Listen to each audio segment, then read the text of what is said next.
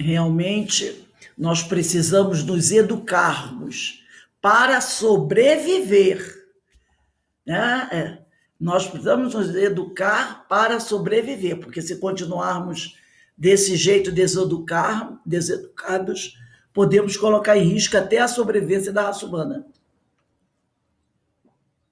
Então, meus irmãos, agora vamos buscar elevar o nosso pensamento ao alto, fazer a nossa prece, agradecendo a Jesus as bênçãos que nós recebemos todos os dias, pedir aos amigos espirituais que nos envolvam, que nos fortaleçam, que nos ajudem, pedir também ao Pai que abençoe esses nossos irmãos que se encontram em sofrimento, trazendo para eles a força, a paz, o consolo, o esclarecimento que tanto necessitam, assim também, como sempre pedimos, pelos nossos irmãos desencarnados.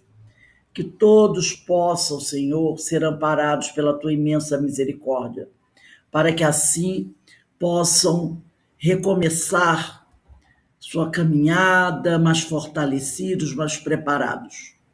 E assim envolvidos pelas vibrações amorosas que vêm do coração dos amigos espirituais que conosco se reúnem para estudar.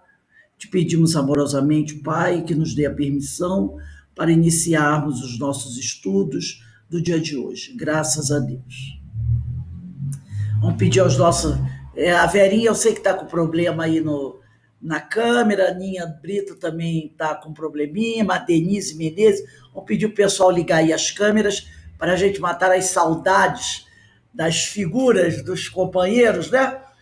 Ontem encontrei, fiquei muito feliz, estava aqui em Petrópolis, fui almoçar, né? De repente encontrei com dois grandes amigos, a Marta e o Robson Farias, que estavam aqui em Petrópolis, vieram resolver umas coisas, foi uma festa. Encontrar o meu amigo Robson, minha amiga Marta. Foi muito bom encontrar esses companheiros assim. Foi de repente, estava saindo do restaurante, quando eu olhei, eles estavam lá, batemos um papinho, matamos as saudades. Isso é muito bom, encontrar esses companheiros aí. Eles deixaram um abraço para todos vocês, que parece que eles estão arrumando as malas, arrumando as coisas, vão morar em Portugal. Então vão deixar saudades, mas aí a gente pela internet consegue se encontrar, né? Bem, meus amigos, nesse horário nós fazemos o estudo do nosso Livro dos Espíritos, de publicação de Allan Kardec, e nessa obra maravilhosa nós estamos estudando a segunda parte, né? Quer dizer, parte segunda do capítulo 1, que trata... Capítulo 1, não. Capítulo 1, estou meio perdida aqui. Vamos lá. Questão 107. Então, vamos lá. Parte segunda, capítulo 1, dos Espíritos, tá certo? Item 107, segunda ordem, bons espíritos. Então, nós já falamos aqui, falamos da terceira ordem, espíritos imperfeitos. Aí nós falamos das características dos espíritos imperfeitos, falamos da 10ª classe, que é item 102, espíritos impuros, da 9ª classe, espíritos levianos, na questão 103, falamos da 8ª classe, espíritos pseudo-sábios, item 104, falamos da 7ª classe, espíritos neutros, item 105, e da 6ª classe, espíritos batedores e perturbadores, item 106. E agora nós saímos dessa terceira ordem, dos espíritos imperfeitos, e passamos para a segunda ordem, dos bons espíritos. E aqui nós vamos falar algumas características gerais dos bons espíritos. E tem muita coisa interessante para falar dos bons espíritos.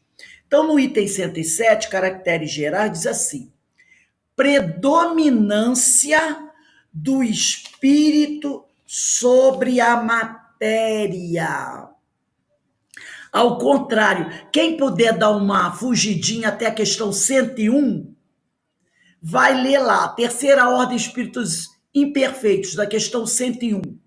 Caracteres gerais: predominância da matéria sobre o espírito.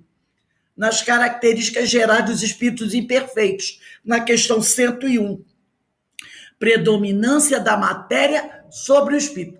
Tendo predominância da matéria sobre os espíritos são aqueles que têm graves problemas. Já na questão 107, da segunda ordem bons espíritos, caracteres gerais: predominância do espírito sobre a matéria. Já é o contrário, tá vendo?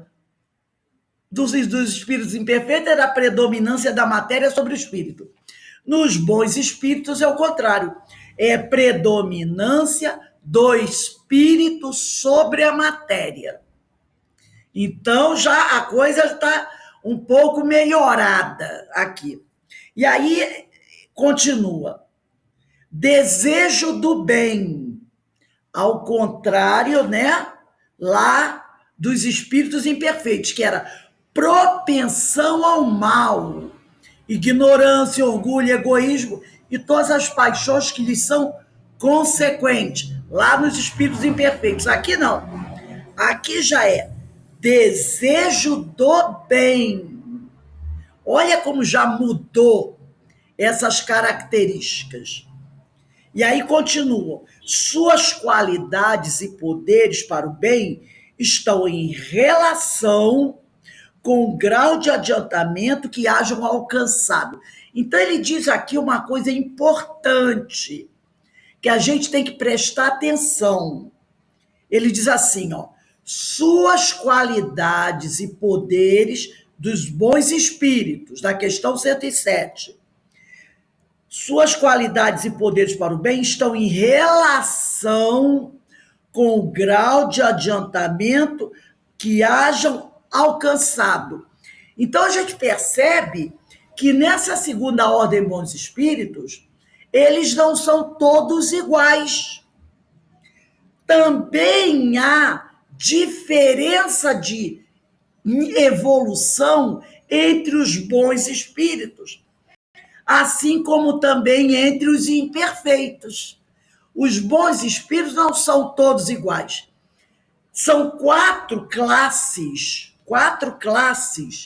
que são divididos os bons espíritos. Eles são divididos em espíritos benévolos, espíritos sábios, espíritos de sabedoria e espíritos superiores. Então, eles não são todos iguais. Também tem níveis evolutivos dentro dessa ordem. E ele diz, as qualidades deles e poderes para o bem, porque todos têm esse desejo do bem, estão em relação com o grau de adiantamento que haja alcançado. Uns têm a ciência, quer dizer, uns têm um desejo, né? Tem uma queda maior para a ciência, outros para a sabedoria, outros para a bondade. Cada um tem as suas prioridades, seus gostos. Aí eles dizem aqui, olha só, os mais adiantados, então aqui você percebe bem, não são todos iguais. Os mais adiantados reúnem o saber, as qualidades morais. Então dá para perceber o quê? Que dentro dessa escala tem uns que têm mais conhecimento do que desenvolvimento moral. Outros têm mais conhecimento moral do que conhecimento. Agora, aquele que está na pirâmide, vamos dizer assim, entre os bons espíritos, esse consegue conjugar as duas coisas, sabedoria e qualidade moral. O saber e a qualidade moral. Abaixo deles, você pode encontrar, né, às vezes, a qualidade moral um pouco mais elevada que o conhecimento, às vezes o conhecimento um pouco mais que é a qualidade moral. Então, a gente vai percebendo aí que esses companheiros ainda estão com certa diferença entre eles. Então, nós poderíamos, para resumir, dizer assim: que precisamos saber, né, que entre os espíritos bons, esses estamos estudando a questão 107, há diferenças de evolução. Há espíritos bons que caminham mais para a ciência, outros para a moral, outros para a benevolência, sem deixarem de serem bons. Isso que é importante, né? Cada um deles tem uma preferência, mas todos são bons. Agora, os gostos diferem um pouquinho. Os mais adiantados aliam saber as qualidades morais. Então, você percebe isso, tá? Aqui, continuando no Livro dos Espíritos. Não estando, olha só quanto é interessante isso, não estando ainda completamente desmaterializados, eles não estão completamente desmaterializados. Conservam mais ou menos, conforme a categoria que ocupem, quer dizer, conforme o grau evolutivo, os traços da existência corporal. Eles ainda carregam os traços da existência corporal. Quer dizer, quando se encontram no plano espiritual, eles assumem formas ainda das últimas reencarnações. Porque eles não estão ainda totalmente desmaterializados. Então, eles ainda assumem os traços da existência corporal. Assim, na forma da linguagem, como nos hábitos, entre os quais se descobrem mesmo algumas de suas manias. Então, eles ainda têm algumas manias, forma de falar, né? Como eles tinham quando estavam encarnados, alguns mais sérios, outros mais leves, né? Com um certo humor, com uma forma suave de falar, né? Às vezes até fazendo uns certos toquezinhos irônicos. Então, eles ainda têm muito marcado neles as características humanas, tá? De outro modo, se não fosse assim, eles seriam espíritos perfeitos, mas eles não são perfeitos. Então, eles ainda carregam características humanas, para a gente perceber como é difícil, como leva tempo para você realmente se desligar dessa personalidade humana. Não é? Leva tempo. Então, um espírito, vamos dizer assim, um espírito como o Dr. Bezerra, né? Um espírito, de repente, como um Paulo de Tarso ainda, um espírito como Joana de Ângelo, que eu acredito que já estejam nessas mãos, ainda tem as suas particularidades. No caso, Joana, é o costume de se vestir como freira, né? Sempre tem essa ideia dela sempre aparecer com uma postura de uma freira, e outros, né, que a gente sabe. Então, é porque ainda estão ligados às características humanas. São espíritos bons, mas ainda conservam-se ligados a algumas questões materiais, tendo suas manias como nós e gostos. Mas, uma coisa importante, eles já não se deixam mais obscurecer pela matéria. Já não se deixam mais obscurecer pela matéria. Vamos pegar aí o Livro dos Espíritos, questão número 11 do Livro dos Espíritos. Então, isso é interessante que, apesar deles estarem ainda ligados às coisas materiais, mas eles não permitem que a matéria os toque. Denise, dá uma lidinha para a gente na questão número 11, aí de O Livro dos Espíritos. Está na parte primeira, capítulo 1 de Deus.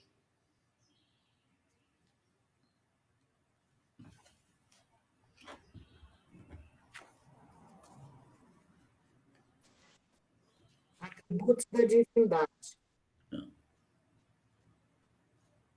É questão 11. Será dado dia ao homem compreender o mistério da divindade? Resposta dos espíritos.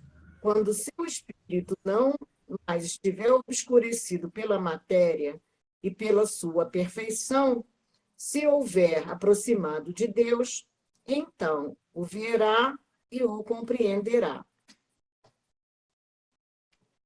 Então a gente percebe aí, ó, quando não mais estiver obscurecido, o espírito obscurecido pela matéria, quando pela sua perfeição se houver aproximado de Deus, ele verá e compreenderá. Então esses espíritos, bons espíritos, eles já estão numa posição que a matéria já não. Quando ele diz obscurecido pela matéria, quer dizer que a matéria não empana a sua visão. Eles têm uma visão muito mais ampla do que a nossa, compreendem melhor os desígnios divinos do que nós. Porque nós, de vez em quando vemos algumas coisas acontecer, a gente ainda fica assim, ah, meu Deus do céu, por que essas coisas acontecem? Há uns dias para cá, eu tenho observado, que eu não sei se vocês têm observado, como tem tido problema na família, nas famílias, questões entre pais e filhos, né? Dentro da família. Não estou falando nem desse negócio de feminicídio, não. Mas eu estou falando na relação pais, mães, filhos, filhas, como tem chegado aos noticiários essa situação de enfrentamento, né? Quem acompanha o Jornal Nacional, quem acompanha o Facebook, eu tenho percebido isso em vários jornais, né? Eu sempre gosto de ver o Jornal Nacional, o Globo News, e tem sido muito constante esse tema: choque entre família, agressões entre pais e filhos. Foram os 3 casos, inclusive foi assim, casos que chegaram a chocar o país, né? Agressões, enfrentamento entre pais e filhos, havendo uma hora morte dos pais pelos filhos, outra hora morte dos filhos pelos pais. Então, no último mês, nesse mês entre julho e agosto, muitos casos têm acontecido. E foram praticamente assim, uns 3 casos seguidos sobre isso. E aí eu até estava ao ver, né? Estava vendo o Jornal Nacional e deu a matéria. Tem um caso até que se redundou para outras questões, para questões de também envolvimento com corrupção, né? A família envolvida também em casos assim, de bens, né, ilegais, essa coisa cresceu, foi numa demanda muito grande. E aí eu até pensei assim, meu Deus, como está havendo essas questões ultimamente entre famílias, né? Entre o filho que de repente mata os pais e depois se suicida, o outro que é um jovem de 14 anos que tira a vida do pai porque era muita violência do pai para com a família, um outro caso também da mãe que fez uma desgraça lá com o próprio filho, que era uma criança. E eu falei assim, meu Deus, que está acontecendo que a família, nos últimos meses, tem sido tão atingida pela violência? Mas o que é isso? É a minha visão, que ainda é obscurecida pela matéria. Porque a espiritualidade, ela sabe por que está acontecendo, não é? São escolhas que muitas vezes aquela família, nós estudamos isso no André Luiz semana passada, né, a relação da mãe de André Luiz com o André Luiz, quando ela fala, até para o André Luiz, no erro que ela cometeu, muitas vezes deixando de dar aos filhos a educação adequada. É lógico que a gente sabe que tem as exceções. A própria doutrina fala isso, que quando o pai, a mãe, tem consciência tranquila que deu a melhor educação ao filho, mas mesmo assim o filho se desviou, esse pai, essa mãe não tem que ter peso, não tem que ter culpa. Tem lá uma questão do Livro dos Espíritos que diz isso. Porque às vezes, não é? Os pais fizeram tudo que era necessário para educar aquele espírito, mas aquele espírito é um espírito muito rebelde. E mesmo assim ele...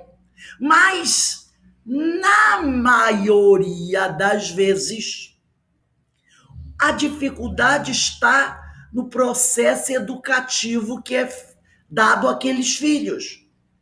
Muitas vezes uma preocupação excessiva em você dar o material para o filho, né? Às vezes o pai e a mãe não tiveram uma vida tranquila, tiveram uma vida de muita dificuldade. Aí muitas vezes, esse discurso eu já ouvi muitas vezes, meu filho vai ter tudo que eu não tive. A gente não escuta isso? Meu filho vai ter tudo que eu não tive. E às vezes a pessoa não teve bens materiais, foi aquela família muito pobre, que não podia dar, né, fartura, muitos brinquedos para os filhos, aquela coisa toda. Às vezes eram muitos filhos, muito pobre. E aí a pessoa cresce com aquela ideia, meus filhos vão ter tudo o que eu não tive. Mas a questão de quê? Bens materiais. E aí você começa, não é? Dando tudo que é bem material, passando a mão na cabeça da criança, deixando de dar uma orientação religiosa para a criança. Aquela ideia de que, não, religião, meu filho, quando tiver grande, ele vai escolher a religião dele. Tem gente que também fala isso. A criança, negócio de botar a criança na igreja, não, quando crescer ela vai ter a religião dele. E você, preocupados com dar muitos estudos, cursos, porque tem que ser doutor, porque tem que ser advogado, porque tem que ser isso. E às vezes a criança quer ser um mecânico. Não é a criança, o filho quer ser um mecânico. Mas, não, tem que ter o diploma da faculdade, porque você tem que arrumar um bom emprego, você tem que ganhar muito bem para ter sua casa, para ter seu carro. E muitas vezes os pais educam os filhos assim. Você tem que estudar para ganhar bastante, ter um bom emprego, para ganhar bastante dinheiro, para ter sua casa, para ter seu carro, para não precisar ser independente, poder viajar. E esquece da orientação moral. Que seja um mecânico, um ótimo mecânico, né? Um ótimo pedreiro, um ótimo sapateiro, uma ótima costureira, mas que uma pessoa tenha uma moral elevada. Isso é importante, uma moral elevada. E muitas vezes a família esquece. E na aula do André Luiz, a mãe fala isso para ele. Eu me preocupei muito, né, em dar um amparo material a você. E faltou alguma coisa, que é a educação moral. Então, na minha vida, na hora que eu estava ali fazendo essa reflexão, eu fiquei, Senhor, por isso. Por quê? Porque nós, enquanto espírito imperfeito, ainda temos o espírito obscurecido pela matéria. Mas a espiritualidade superior, ela sabe por quê. ela sabe por que isso está acontecendo, não é? Aí tem aqueles que perguntam assim, por que será que Deus deixa isso acontecer? Hoje acontece, uma pessoa me fez essa pergunta, por que será que Deus deixa isso acontecer? As pessoas matarem as outras pessoas. Deus deixa isso acontecer? Ou é o livre-arbítrio do cidadão?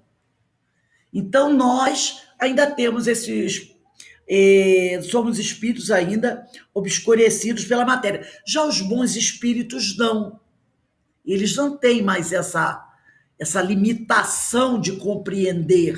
Eles já conseguem ter uma visão mais ampla, mais clara, mais verdadeira das coisas, porque o grau de conhecimento deles é maior do que o nosso. Então, quando Jesus disse, conhecereis a verdade, e ele diz no futuro, ele não diz, vocês já conhecem, ele diz, conhecereis a verdade, quer dizer, com o tempo, conforme o homem vai evoluindo, ele conhecerá a verdade e ela vos libertará. Então, conforme a gente vai crescendo, conforme a gente vai estudando, conforme a gente vai tendo uma visão melhor das coisas, a gente vai conhecendo a verdade e essa verdade vai nos libertando de quê? Das trevas da ignorância. É por isso que nós, muitas vezes, ainda acusamos Deus. Deus não me compreende. Será que Deus não está vendo isso? Essas falas que nós usamos porque nós ainda não conhecemos a verdade, né? E continuando aqui na leitura da questão 107, nós vamos lá, voltando aqui à questão 107,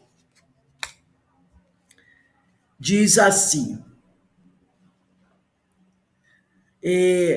compreendem Deus e o infinito e já gozam da felicidade dos bons. São felizes pelo bem que fazem e pelo mal que impedem. Isso é importantíssimo. Eles não são felizes, e aqui a gente está falando da felicidade relativa, né? Sempre lembrar isso. Felicidade relativa. Pelo bem que fazem, mas principalmente pelo mal que impedem.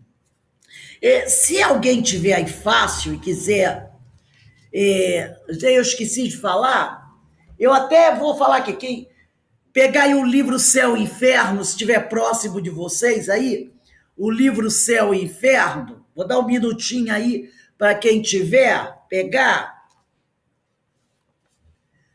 O livro Céu e Inferno, logo no início dos capítulos iniciais, primeira parte, capítulo 7, as penas futuras, segundo o Espiritismo.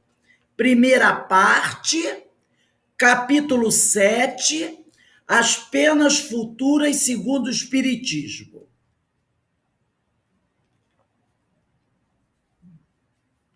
Aí você procura, primeira parte, olha lá em cima, capítulo 7. O título do capítulo 7 é As Penas Futuras segundo o Espiritismo. Aí você procura o Código Penal da Vida Futura. E do índice é mais fácil. Você ir lá do índice e achar primeira parte, capítulo 7. As Penas Futuras segundo o Espiritismo. Aí você procura Código Penal da Vida Futura. Item 21º.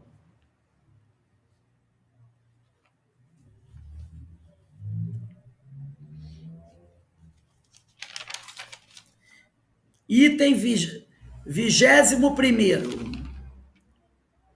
Todo mundo achou? Faz aí um positivo.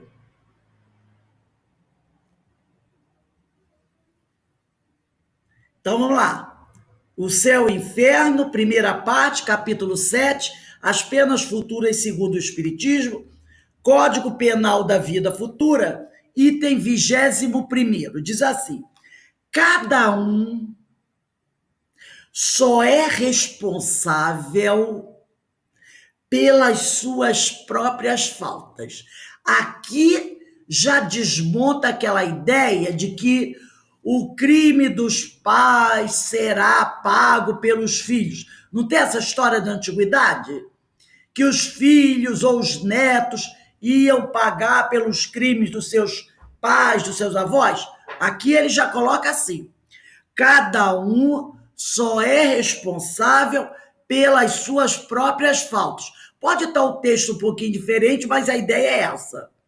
No item 21º do Código Penal da Vida Futura, ninguém sofre penalidade pelas faltas alheias, a menos, olha aí, a menos que para isso tenha dado algum motivo, seja provocando-as pelo seu exemplo, seja deixando de impedi-las quando podia fazê-lo. Aí aqui, olha a questão da família. Percebeu a questão da família que nós falamos anteriormente? Cada um só é responsável pelas suas próprias faltas. Ninguém sofre penalidades pelas faltas alheias, a menos que para isso tenha dado algum motivo, seja provocando-os pelo seu exemplo. Então, vamos dizer que um filho ou uma filha tem um comportamento inadequado porque observou o exemplo do pai ou da mãe. Aí esse pai e essa mãe não vai poder alegar: eu fiz a minha parte. Não. Porque não deu um exemplo bom. Aí ele é responsável também, é o famoso cúmplice do erro do outro. Então, quando o nosso exemplo não é bom, e lembra que Paulo falou? Cuidado, nós somos observados por uma multidão de testemunhas. Se uma dessas testemunhas cometer algum equívoco, influenciado pelo nosso exemplo, seremos responsáveis. E os atos praticados por ela, as consequências, também estarão na nossa conta. Porque foi baseado no seu exemplo que ela agiu. Então, tudo de funesto que ela fizer, você tem a sua cota de participação. Lembra o exemplo, o exemplo arrasta? Qual era o exemplo de Jesus? O melhor. Sempre deu o melhor exemplo, para ninguém ter isso para falar dele. Ninguém pode. Porque tudo que Jesus fez foi bom. Então ninguém pode dizer: eu errei porque eu segui o exemplo de Jesus. Percebeu? E aqui ele diz também. E tem o outro caso. Quando você tinha a oportunidade de fazer alguma coisa para evitar um mal e não fez. Seja deixando de impedi-las quando podia fazê-lo. Na última aula de sábado, nós estudamos um texto de Emmanuel. É que eu não vou me lembrar do texto agora. Quando Emmanuel falou sobre a questão de, às vezes, você está vivendo um ambiente tão difícil, tão complicado, que às vezes você não pode fazer nada. Porque existe uma coisa chamada livre-arbítrio. Então, você também não pode... Eu vou ter que trocar de cadeira, que essa minha cadeira está dando probleminha. Você não pode também passar por cima do livre-arbítrio do outro. Então, tem casos que não dá para você evitar, interferir. E aí ele diz o quê? Você tem que deixar o companheiro sofrer a experiência que ele vai sofrer. Porque há casos que não dá para você, o máximo que você pode fazer é ficar calado e fazer uma prece. né? Tem hora que não dá para você impedir a ação do companheiro, mas se você tiver condições de educar, você... deixa eu pegar que caiu um negócio. Se você tiver condições de fazer algo para impedir, mas você, por comodidade, aí eu não quero esquentar minha cabeça, não fizer, aí você também terá problema. E ele diz aqui, seja provocando-as pelo seu exemplo, seja deixando de impedi-las quando podia fazê-lo.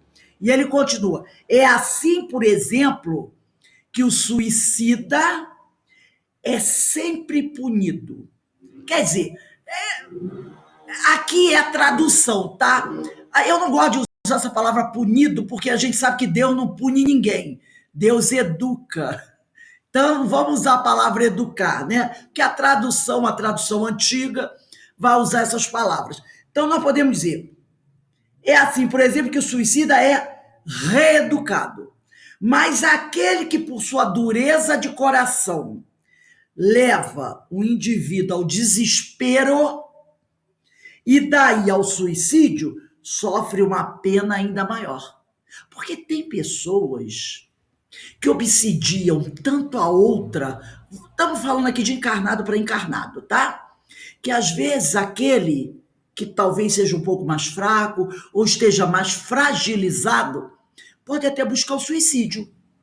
De tanto o outro, né, ficar ali. Então, todo suicida terá que ser reeducado. E a reeducação vem através da dor, do sofrimento, né? A gente sabe disso. Mas tem pessoas que são tão duras, né?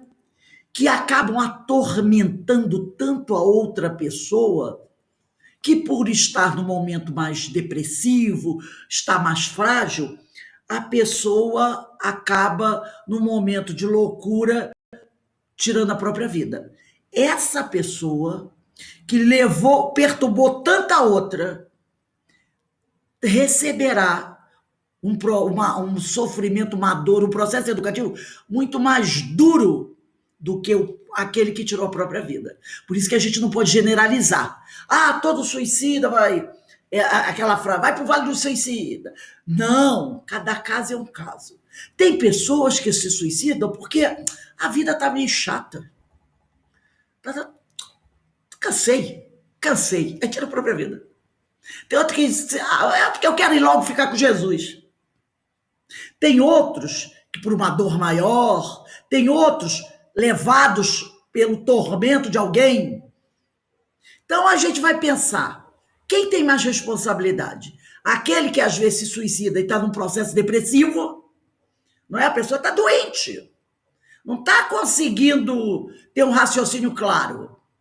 E numa depressão profunda, ela se suicida. Ou aquele que diz simplesmente, cansei, tá com saúde, tem de tudo, cansei de viver, e tira a própria vida. Então, tudo isso é analisado, né? Então, a gente aqui, vamos conversar um pouquinho mais sobre essa questão, né? Sobre essa questão de nós, da criatura, da responsabilidade que a criatura tem, né? Então, porque ele disse aqui, quando a gente estava lendo aqui no Livro dos Espíritos, deixa eu pegar aqui, voltar aqui, né? Eles compreendem Deus, né? E o infinito, já gozam da felicidade dos bons, são felizes pelo bem que fazem e pelo mal que impedem. Pelo bem que fazem e o mal que impedem. Está relacionado por essa questão do céu e inferno. Cada um só é responsável pelas suas próprias faltas, ninguém sofre penalidade pelas faltas alheias, a menos que para isso tenham dado algum motivo, seja provocando-as pelo seu exemplo, seja deixando de impedi-las. Então, o espírito, ele é mais feliz também pelo mal que ele impede de acontecer, né? Quando ele podia fazê-lo. Então, ele tem condições de impedir, ele impede. Isso deixa ele feliz. Aí, se não somos responsáveis, como diz aqui no Céu e Inferno, se não somos responsáveis pelo pecado alheio, em que circunstância podemos ser culpados pela falta do outro? Ele aqui respondeu. Quando a gente dá um exemplo ruim, dá um péssimo exemplo, ou quando a gente tem chance de impedir o mal e não impede. Então, quando induzimos também alguém a cometer uma falta, mesmo que a pessoa possa decidir seguir ou não, até pode ser que o outro não pratique o mal, mas só de você ter sugerido ou ter dado um exemplo que poderia levar aquilo, você já tem responsabilidade. Porque às vezes a pessoa induz o outro ao mal, mas o outro, de forma inteligente, diz, não, eu não vou seguir a tua orientação. Ou então você está dando aquele exemplo, a pessoa diz, esse exemplo não é bom. Só por você ter sugerido alguma coisa que não era boa, ou ter deixado o exemplo ruim, você já é responsável. Não é preciso que o outro faça o que você mandou. Entendeu? Então a gente tem que tomar esse cuidado. Pode ser que o outro nem faça o que eu sugeri. Eu falei para ele, ó, vai lá e pega aquilo. Ele, não vou. Mas a minha sugestão já é uma responsabilidade, né? Essa indução pode ser pela orientação que você não deu, pelo exemplo que faltou, pelo cuidado que não teve, pela assistência que não deu. Enfim, quando não cumpri a minha tarefa em relação ao próximo.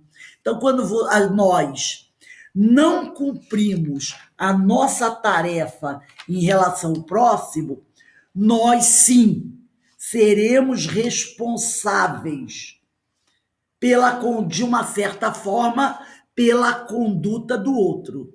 Agora, se você faz tudo direitinho, aí não. Mas se você deixou alguma coisa por fazer, aí nós somos responsáveis.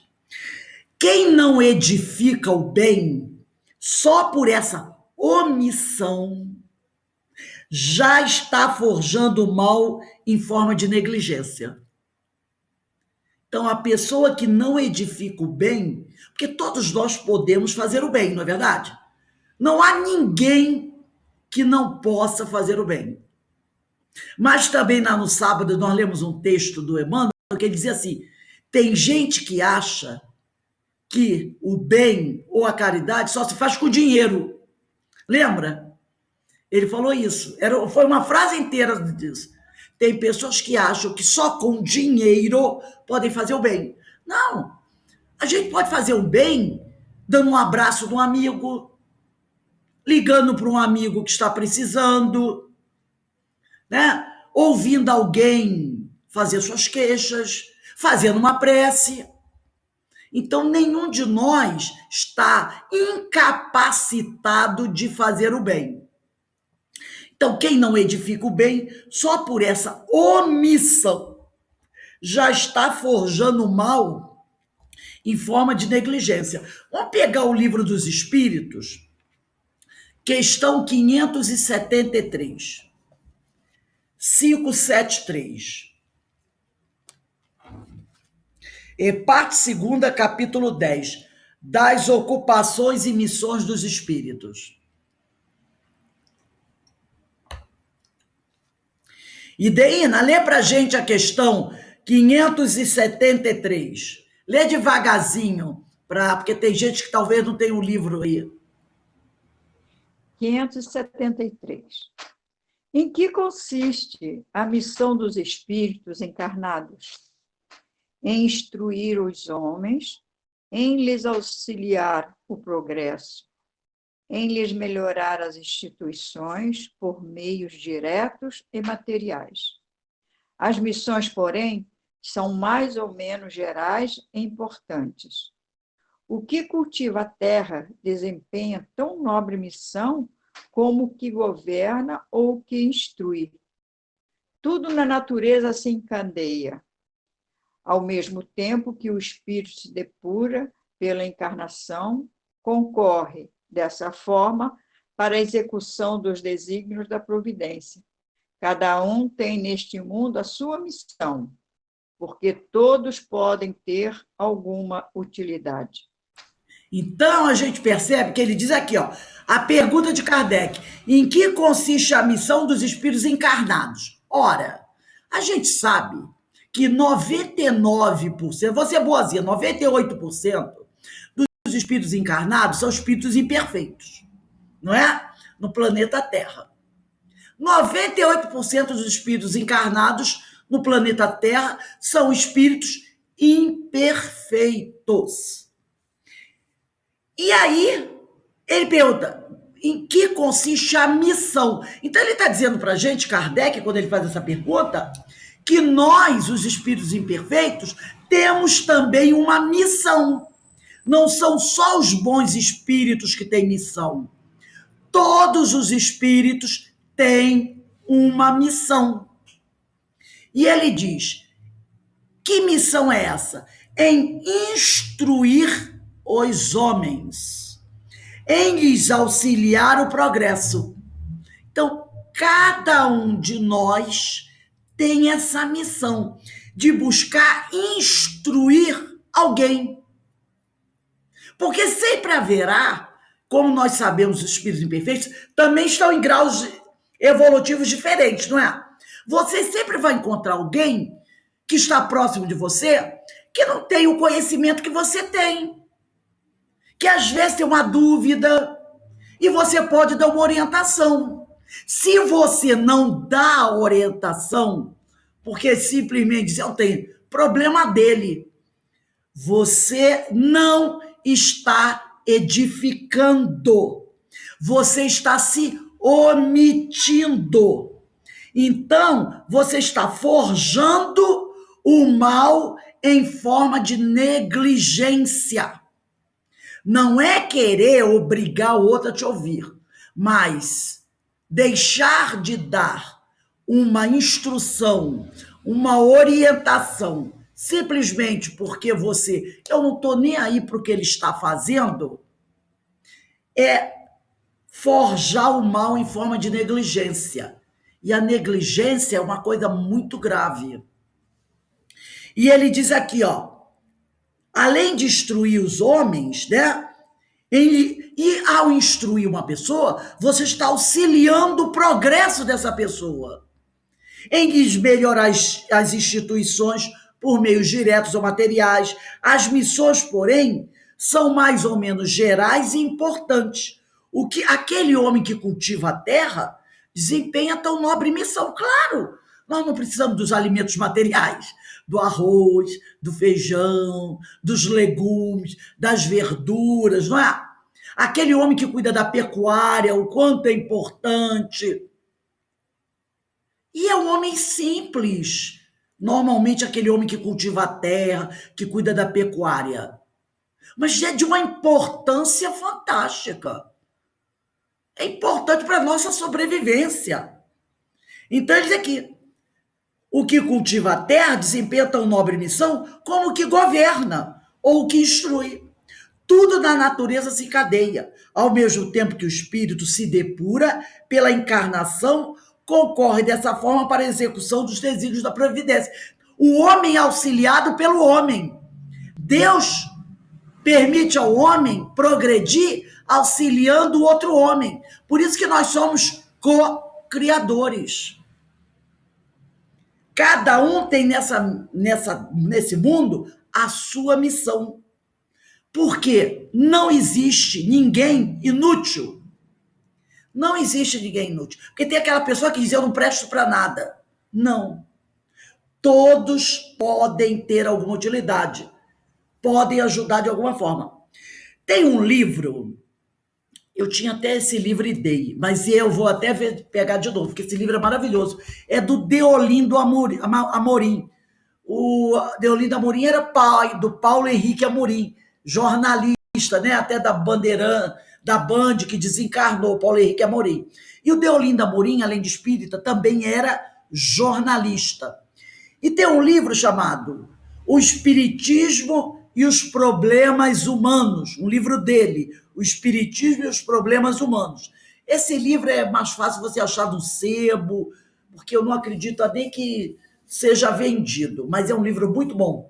O Espiritismo e os Problemas Humanos, do Deolinda Amorim. E sobre esse assunto, ele diz assim, o Deolinda Amorim, ele é muito parecido com o Herculano Pires. Aqueles que não têm papas na língua, que falam mesmo. E nesse livro tem um texto dele que ele diz assim, para os espíritas, então ele não está falando dos evangélicos nem dos católicos, ele está sendo direto. Para os espíritas, finalmente, o cristianismo não é apático. Olha só, para os espíritas, finalmente, o cristianismo não é apático. Todo mundo sabe o que é uma pessoa ser uma pessoa apática, né? É aquela pessoa que está querendo que o mundo termine em cama para ela morrer dormindo, né? Então, para o cristianismo, para os espíritas, finalmente, o cristianismo não é apático. Se, na realidade, o cristão ficasse apenas na fé, olha o Paulo de Tarso, se o cristão ficasse apenas na fé, lembra que Paulo fala? Fé sem obras, mas não é aquelas obras dos cerimoniais, não. É a obra interna, feita em si próprio, né? É aquela obra edificante. Se, na realidade, o cristão ficasse apenas na fé, rezando e contemplando o mundo a grande distância, sem participar do trabalho de transformação do homem e da sociedade, jamais a palavra do Cristo teria influência ponderável. Já imaginou se Paulo de Tarso não tivesse colocado o pé na estrada e saísse pelo mundo conhecido da época, divulgando a palavra de Jesus, produzindo os fenômenos, escrevendo as cartas, fazendo as suas pregações, orientando, exemplificando? O que seria do cristianismo? Muitos escritores dizem que o cristianismo talvez nem existisse, talvez ninguém conhecesse. Porque foi Paulo que, cheio de coragem, virilidade, enfrentou as dificuldades daquela época e foi à luta para divulgar a doutrina dos espíritos, para divulgar o cristianismo, né? Então ele diz aqui, se o cristão ficasse apenas na fé, rezando e contemplando o mundo a grande distância, quer dizer, distante do mundo, né? Não vou lá me meter no mundo não, porque no mundo, eu entrar aqui no mundo, eu posso me contaminar, vou ficar lá no alto da montanha, sem participar do trabalho de transformação do homem e da sociedade, que não é só do indivíduo, é do coletivo também. Jamais a palavra do Cristo teria a influência ponderável. O verdadeiro cristão, diz Deolinda Amorim, o que tem o evangelho dentro de si, lembra do Reino dos Céus? Da parábola da semente de mostarda?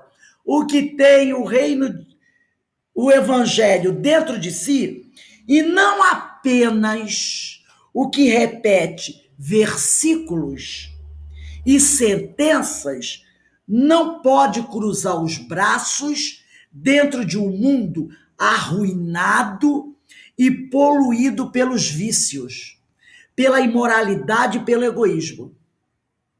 Olha que texto fantástico do Deolinda Amorim. Então, o verdadeiro cristão, aquele que tem o evangelho dentro de si, não pode ficar sentado debaixo de uma árvore, né? Como diz o outro, vendo a banda passar. não pode cruzar os braços, estando todos nós dentro de um mundo ainda arruinado e poluído pelos vícios. Porque se grande maioria da população do planeta Terra é constituída de espíritos imperfeitos, o que predomina ainda aqui? E ele diz, pela imoralidade e pelo egoísmo.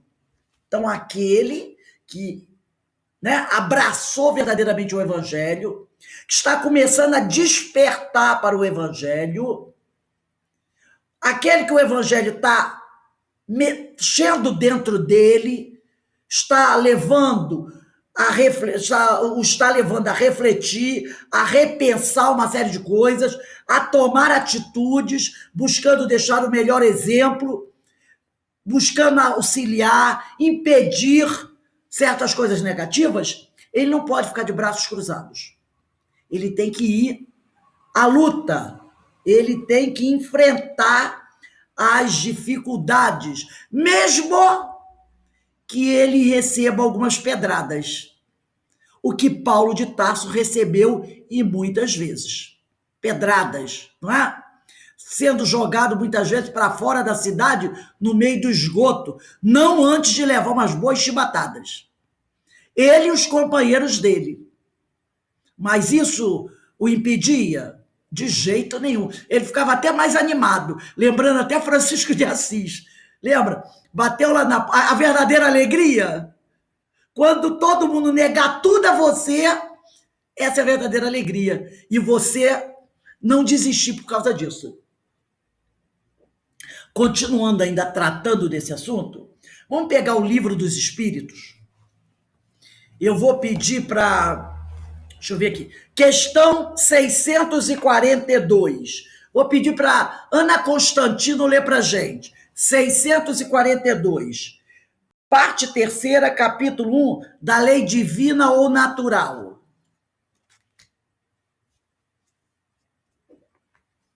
Seiscentos e quarenta e dois.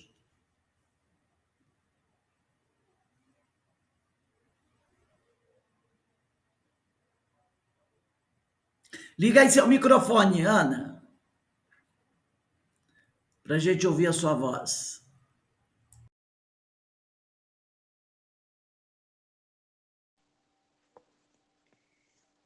Questão 642. Para agradar a Deus e assegurar a sua posição futura, bastará que o homem não pratique o mal? Não. É preciso que faça o bem no limite de suas forças, pois cada um responderá por todo mal que haja resultado de não haver praticado o bem. É isso aí. Nós seremos responsáveis pelo mal que fizermos, por ter impedido que esse mal fosse feito, ou pelo mau exemplo que nós damos. Então, não basta para o homem não praticar o mal. Cumpre fazer o bem no limite de suas forças, porque cada um responderá pelo mal que haja resultado de não haver praticado o bem. Félix, lê para a gente a questão 643.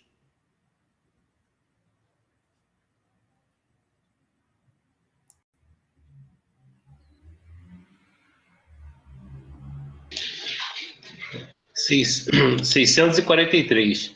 Haverá quem, pela sua posição, não tenha possibilidade de fazer o bem? Não. Há quem não possa fazer o bem. Somente o egoísta nunca encontra esse ensejo de o praticar. Basta que se esteja em relações com outros homens para que se tenha ocasião de fazer o bem.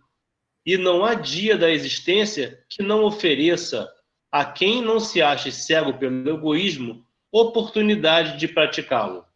Porque fazer o bem não consiste para o homem apenas em ser caridoso, mas em ser útil na medida do possível todas as vezes que seu concurso venha a ser necessário. Então a gente não pode alegar que a gente não sabe, né? O Livro dos Espíritos está dizendo para a gente. É necessário fazer o bem. Todo homem pode ser útil. Então, que a gente busque ser útil. Porque se não buscarmos fazer isso, nós pagaremos pela negligência. Menezes, lê para a gente a 645.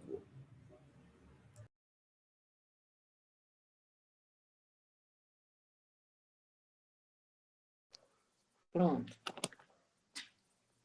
Quando o homem se acha, de certo modo, mergulhado na atmosfera do vício, o mal não se lhe torna um arrastamento quase irresistível? Arrastamento, sim. Irresistível, não. Porquanto, mesmo dentro da atmosfera do vício, com grandes virtudes, às vezes deparas. São espíritos que tiveram a força de resistir e que, ao mesmo tempo, receberam a missão de exercer boa influência sobre os seus semelhantes. Olha aí. A gente logo arruma uma desculpa, né? Quando o homem se acha, de certo modo, mergulhado na atmosfera do vício, o mal não se lhe torna um arrastamento quase irresistível? Arrastamento, sim. Irresistível, não. Porque quando o cara diz arrastamento, todo mundo, oba! Mas aí ele diz irresistível, não. Ah, que pena. Não é? Porque a pessoa quer logo arrumar desculpinha. Arrastamento, ai, graças a Deus, sou vítima. Irresistível, não. Então, mesmo aqueles que vivem num ambiente conturbado, ele, com grandes virtudes, às vezes depara. São espíritos que tiveram a força de resistir. Quantas vezes eu escuto histórias, né? Histórias de pessoas que passaram por dificuldades. Outro dia, meu marido estava falando de um ator americano. Na realidade, é um ator mexicano que faz muitos filmes americanos. Fez muitos filmes assim, de máfia, onde ele sempre fazia papel de bandido. Porque ele tem ele é um mexicano, assim, um rosto assim meio abrutalhado, né? Então ele sempre faz papel do bandido dos filmes. Só teve um filme que eu vi que ele fez papel de mocinho. Ele sempre faz o papel do bandido, aquela coisa dos filmes. Mas é um grande ator, ele é mexicano, naturalizado americano. E ele estava contando a história dele. Ele tem um monte assim de tatuagem, sabe? Umas cicatrizes assim. E ele sempre faz o papel assim. Você vai ver filme de tráfico, que tenha tráfico, que tenha bandido, que, sabe, mexicano, tá ele lá. Ele é sempre um personagem disso. E ele deu entrevista. Aí o jornalista estava falando com ele, né? Se ele não se incomodava de fazer esses filmes assim. Ele disse não. Aí ele falou assim, eu tenho experiência. Por quê? Ele falou assim, porque eu, desde adolescente até pelo menos meus 28 anos, eu vivia dentro de um presídio. Desde a infância. Eu entrava e saía da prisão, entrava e saía da prisão, entrava e saía da prisão. Quando eu fiz meus 19, 20 anos, eu fui colocado num presídio lá no México. Passei 10 anos preso, por tráfico de drogas, coisa pesada. E aí ele mostrou as tatuagens dele. Tudo isso aqui é tatuagem de presídio. Mas quando eu saí do presídio, eu botei na minha cabeça que eu não queria mais. Que eu não queria mais. E lá dentro do presídio, ele disse que via filmes. E ele dizia assim, na cabeça, eu dou para fazer isso. Aí ele saiu, conseguiu um emprego de lavador de prato.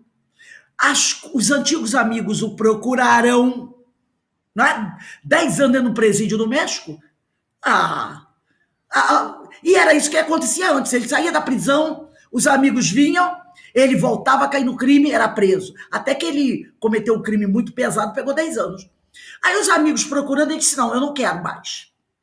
Aí começou a trabalhar, resolveu fazer curso de ator, não sei o que lá. Um homem convidou para fazer um filme, ele fez, o cara gostou do tipão dele, né? Para ser aquele esticapanga, e ele se tornou um ator famoso em Hollywood.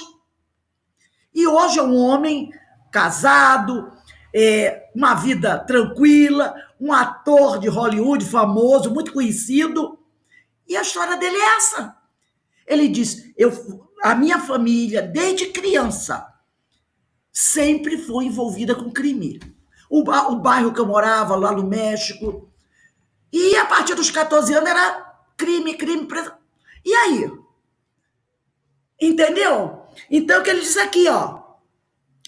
Arrastamento sim, irresistível não. Porquanto, mesmo dentro da atmosfera do vício, com grandes virtudes... Não é esse não, é um outro. Não me deram, não é um Antônio Cunha, não, é um outro. Esse está vivo, Antônio Cunha de Cano, esse está vivo. Com grandes virtudes, às vezes deparas, são espíritos que tiveram a força de resistir e que, ao mesmo tempo, receberam a missão de exercer boa influência sobre seus semelhantes. Hoje, com certeza, ele até falou isso, tem muitos garotos lá, do lugar de onde ele veio, da cidadezinha de onde ele veio, que se espelham nele para não seguir o crime. Porque se ele conseguiu, com 10, entrando e saindo de presídio, depois pegou 10 anos de cadeia, de presídio, não foi nem cadeia, presídio, condenado. Tem um monte de cicatriz, um monte de tatuagens, todas que foram feitas no presídio. Hoje ele é um ator de Hollywood, famoso, rico, e que conseguiu sair disso. Qualquer um sai. Por isso que ele diz, não é irresistível. Todos nós podemos sair, né? Eu não ia ler essa questão, mas eu vou ler. Eu vou pedir para a Aninha. Aninha, você pode ler uma questão para a gente aí? É a 644, eu tinha pulado ela. E depois o Alberto lê a 646. Ana lê a 644 e o Alberto a 646.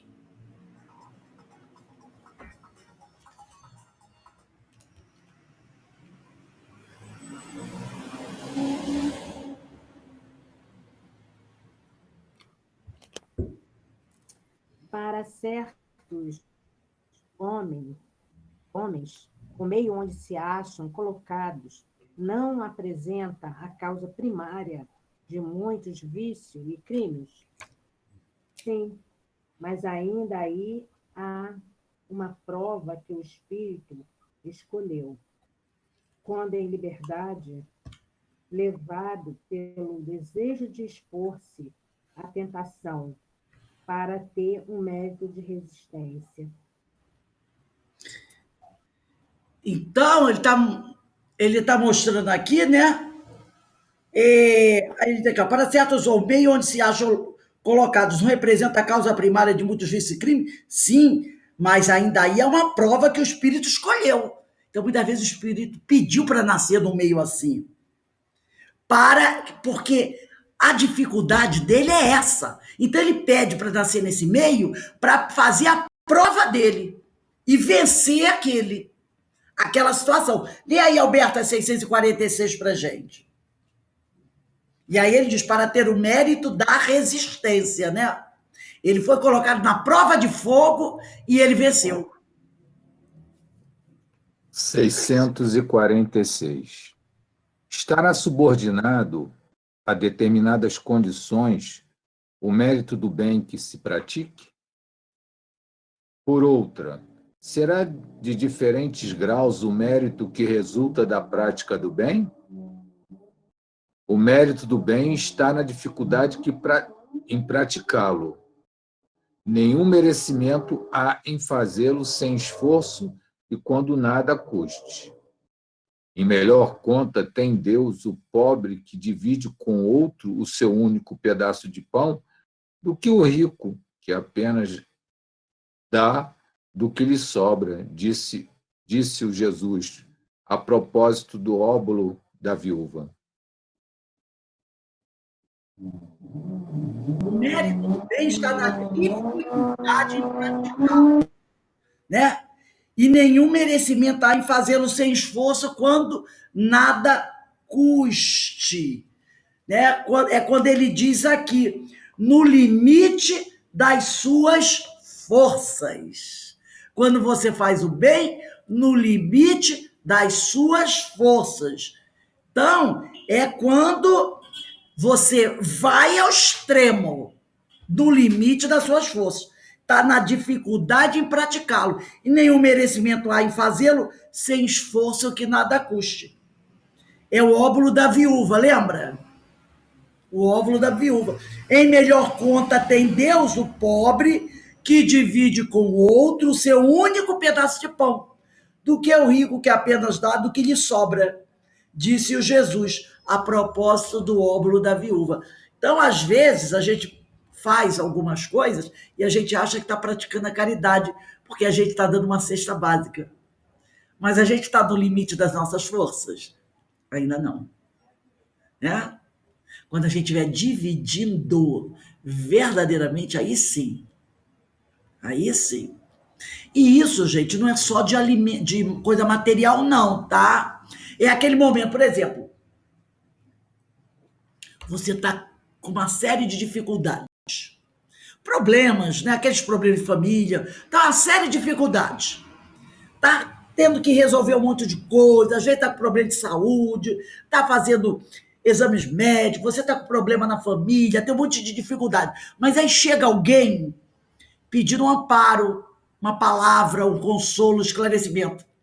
Você, apesar de estar sobrecarregado com problemas, dificuldades, por questões de saúde, você não deixa de atender o companheiro.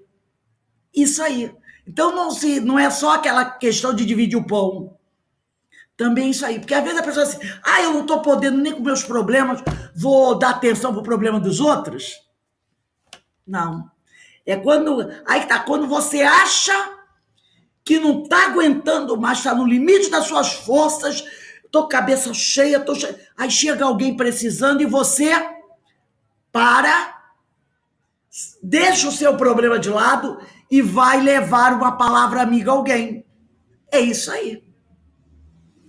Né? Você está fazendo aquele esforço. Então agora, vamos pegar aí para a gente concluir esse trecho, o Evangelho segundo o Espiritismo, capítulo 20, item 4. Eu vou pedir para Carmen. Carmen, lê o primeiro e o segundo parágrafo do Evangelho segundo o Espiritismo, capítulo 20, os trabalhadores da última hora, missão dos espíritas, item 4, capítulo 20, item 4. Lê o primeiro e segundo parágrafo para a gente. Missão dos espíritas. Não escutais já o ruído da tempestade que há de arrebatar o velho mundo e abismar no nada o conjunto das iniquidades terrenas?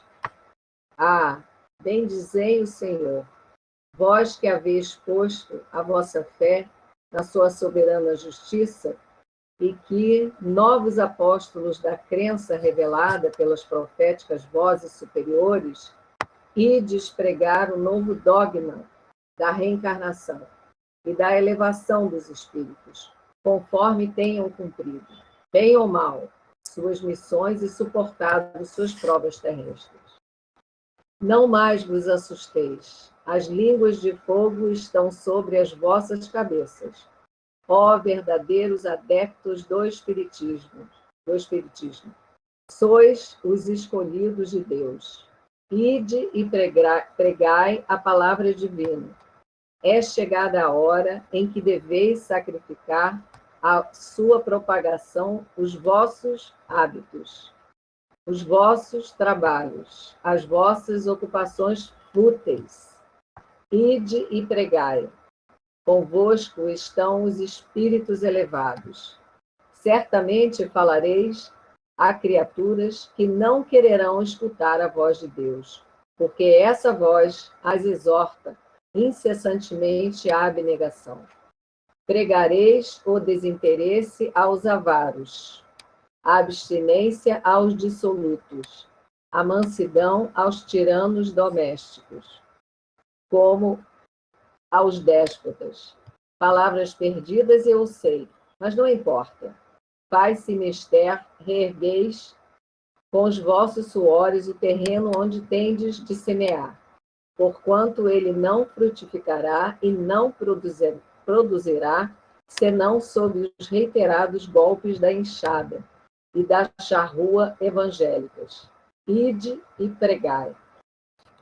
Continuando aí no Evangelho, vamos pular um parágrafo que diz assim, pulei um parágrafo, que importam as emboscadas que vos armem pelo caminho?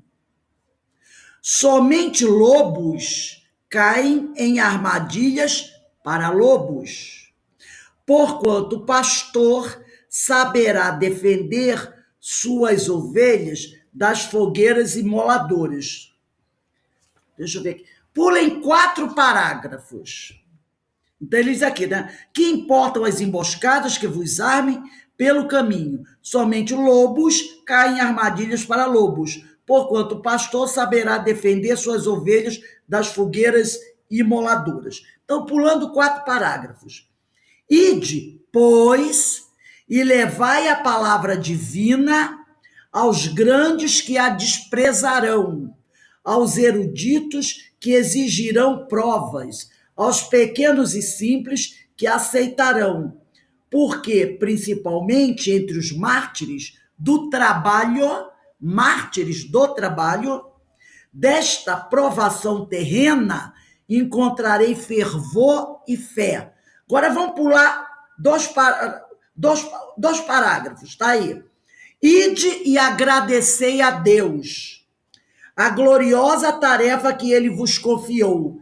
Mas atenção, entre os chamados para o espiritismo, muitos se transviarão.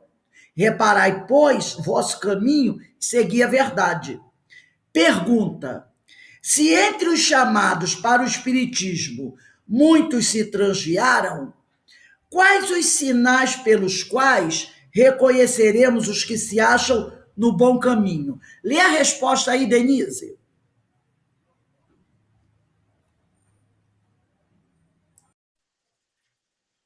Reconhecê-lo-eis pelos princípios da verdadeira caridade que eles ensinarão e praticarão. Reconhecê-lo-eis pelo número de aflitos a que levem consolo. Reconhecê-lo-eis pelo seu amor ao próximo, pela sua abnegação, pelo seu desinteresse pessoal. Reconhecê-lo-eis, finalmente, pelo triunfo de seus princípios, porque Deus quer o triunfo de sua lei.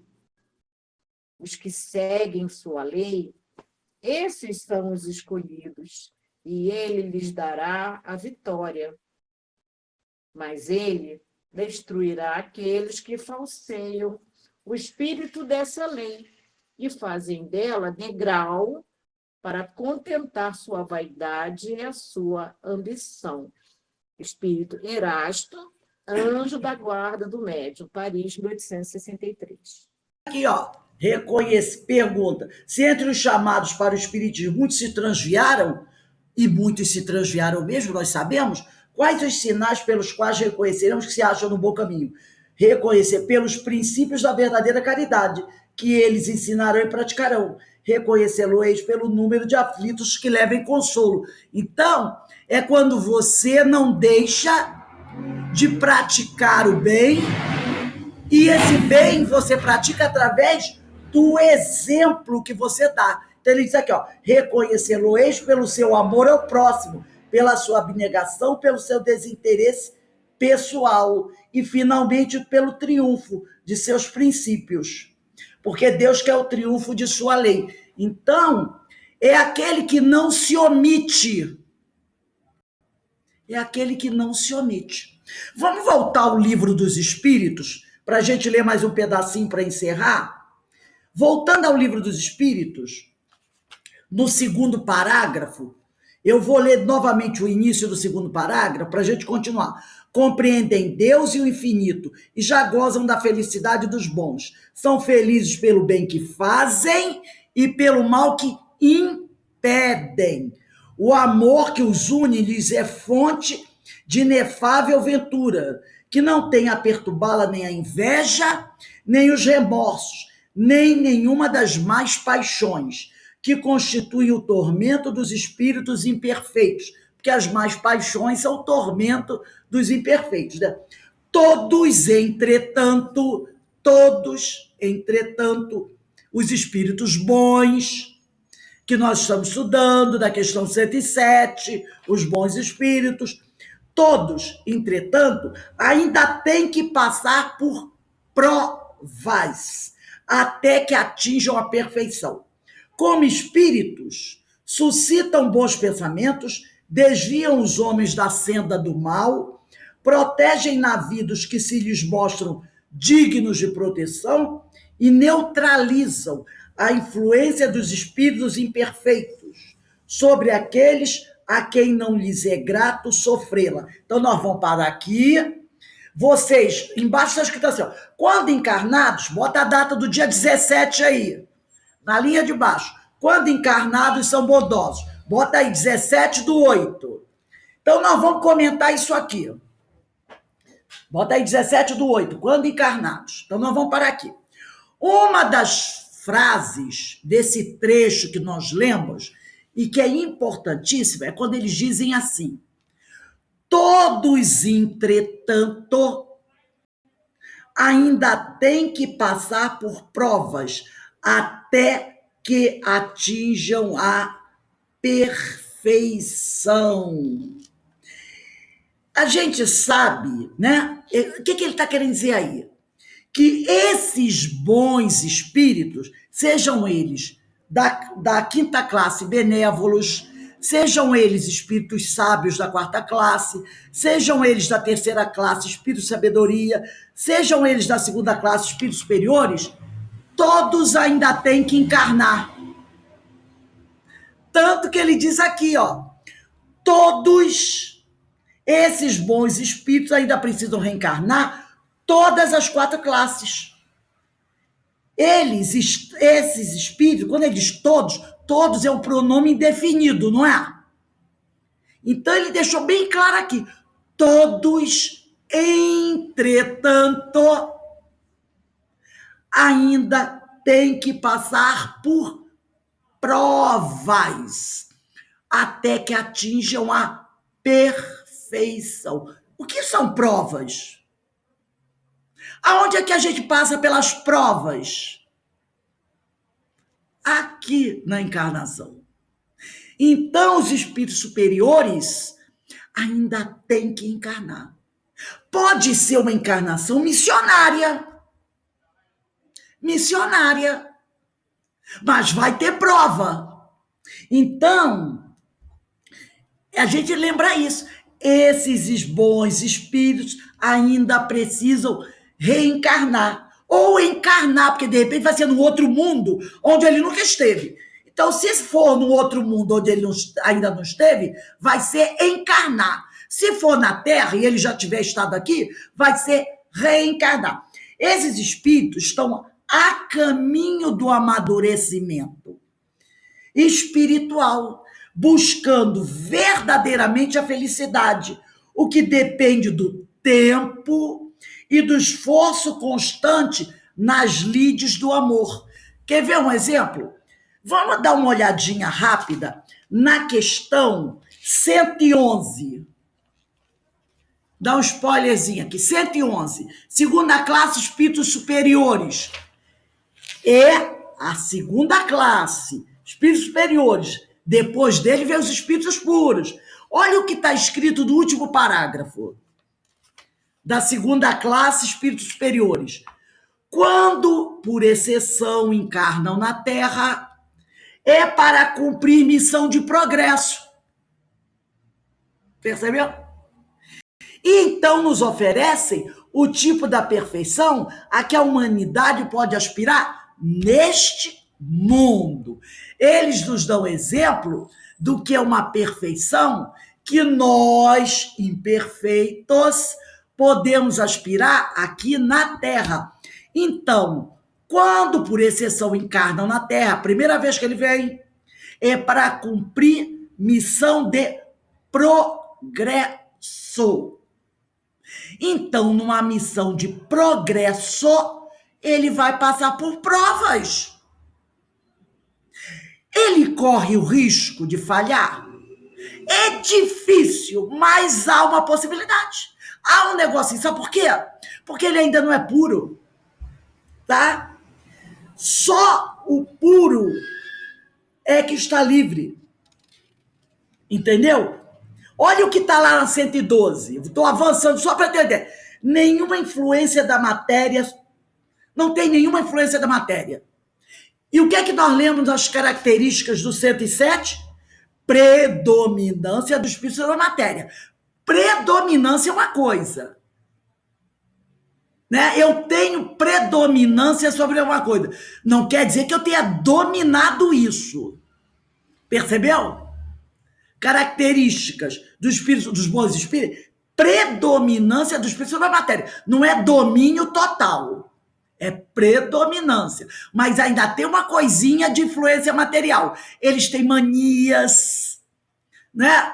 Tem um jeitão de falar. Ainda tem uma influenciazinha do espírito, da matéria. Agora, os superiores são aqueles que estão no nível mais elevado, da classe dos bons espíritos. Mas ele diz lá, ó, é para cumprir missão de progresso. E o espírito puro não tem questão de predominância do espírito pela matéria, sobre a matéria. É nenhuma influência da matéria. Superioridade intelectual e moral absoluta com relação, olha aqui o que ele diz, com relação aos espíritos das outras ordens. Então, os das outras ordens ainda correm um risco. Só o puro que não. Só o puro. Tanto que no puro é classe única. Classe única. Entendeu? Eu vou depois pegar a revista espírita, porque na revista espírita, Kardec, ele vai fazer assim, os comentários sobre essa questão, sobre essa classe do espírito puro. Tem um artigo muito interessante sobre a tal da pirâmide, que eles colocam ali para mostrar que até esses que estão começando como espírito puro ainda tem uns probleminhas. É muito interessante isso, né? Então a gente percebe que eu vou ver, eu não estou me lembrando agora, mas eu vou trazer para a gente discutir isso. A gente percebe como a gente tem que ficar no vigiar e orar, que até os superiores ainda tem que ficar, ó, de olhos e ouvidos bem abertos. Porque só os puros estão livres. O resto correm-se riscos. Menos riscos, mas correm-se riscos.